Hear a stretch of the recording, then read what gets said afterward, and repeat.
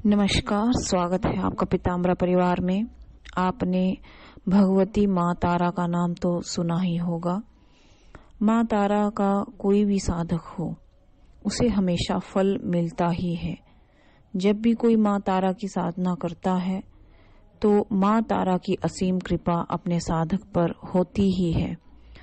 आज हम जानेंगे कि माँ तारा साधना चाहे आप किसी भी रूप की कर रहे हों, चाहे नील सरस्वती है, उग्र तारा है, ग्रीन तारा है, या कोई भी तारा देवी की साधना यदि आप कर रहे हैं तो आपको सुरक्षा घेरा मंत्र लगाने की आवश्यकता है या नहीं।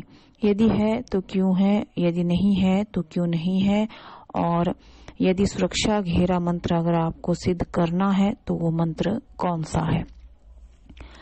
वैसे तारा उद्भव के बारे में अगर हम बात करें तो रात्रि के 12 बजे से प्रातः 6 बजे तक सूर्य उत्पत्ति से पहले चतुर्थी 84 भेद भिनी महाकाली की सत्ता बतलाई गई है।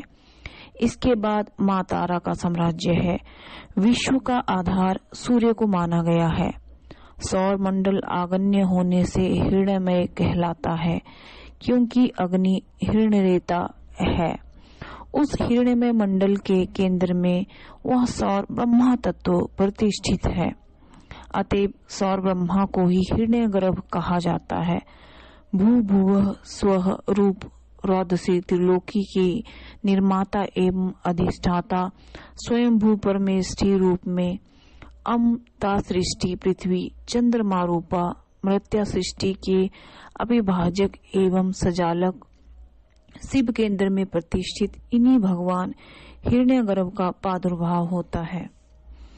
महाकाली महाप्रलय महातारा अधिष्ठात्री है। उग्र तारा सूर्य प्रलय की अधिष्ठात्री है। प्रलय करना दोनों का समान धर्म है। अतः महाकाली और उग्र तारा के ध्यान में थोड़ा ही अंतर है। इसकी चारों भुजाओं में सर्प लिपटे रहते हैं। यह शक्ति प्रलय काल में जहरीली गैसों का रिसाव पूरे विश्व के संहार के लिए करती है। प्रलय काल में हवा जहरीली हो जाती है, दम घुटने लगता है। इसी प्रकार का निदान सर्प है।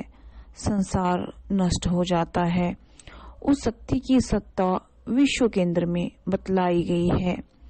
सब रूप विश्व केंद्र में वह प्रतिष्ठित है। इसी रहस्य को बतलाने के लिए शिव के हृदय पर उसे प्रतिष्ठित किया गया है। सौर अग्नि अनाहुति बंद होने से प्रबल वेग धारण कर लेता है। साए साए शब्द करता है।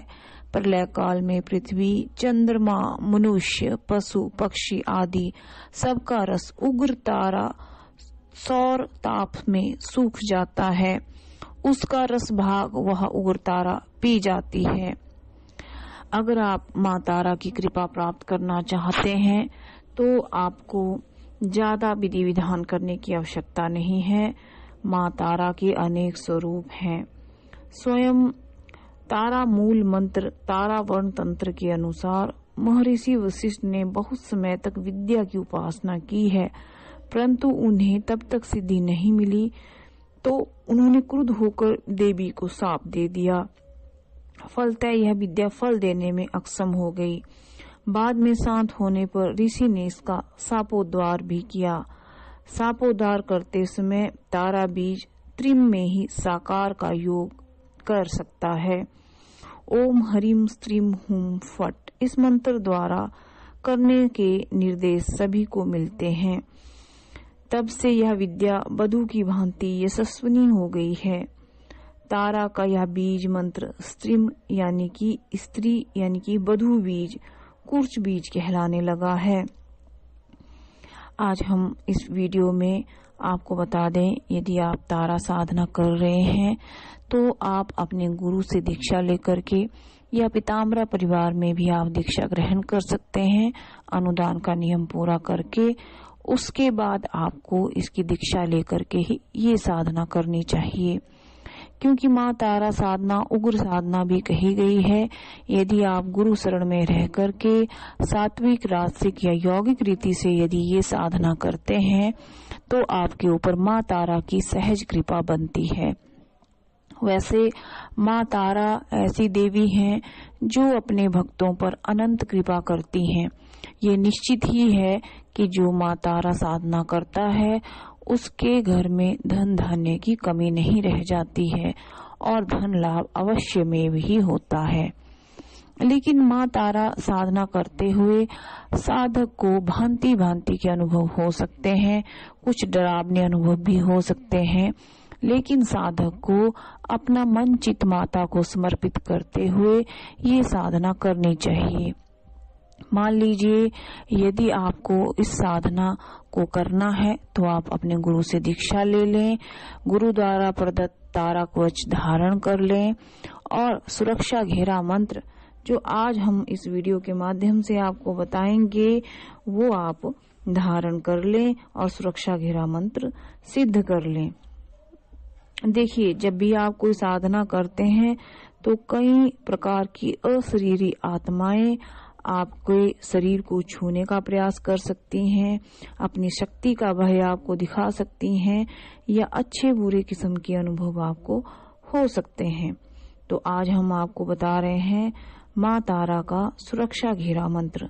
सुरक्षा घेरा मंत्र है ओम श्रीम ओम।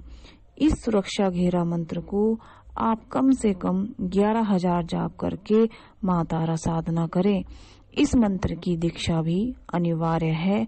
आप अपने गुरु से इस मंत्र की दीक्षा ले सकते हैं या आप चाहें तो पीताम्बरा परिवार से भी दीक्षा ले सकते हैं। अगर आपको यह वीडियो अच्छा लगे तो लाइक और शेयर कीजिए। यदि आप पीताम्बरा परिवार से दीक्षा ग्रहण करना चाहते हैं तो अनुदान का नियम पूरा कीजिए और आप पीताम्बरा परिवार से दीक्षा ग्रहण कर सकते हैं। नमस्कार।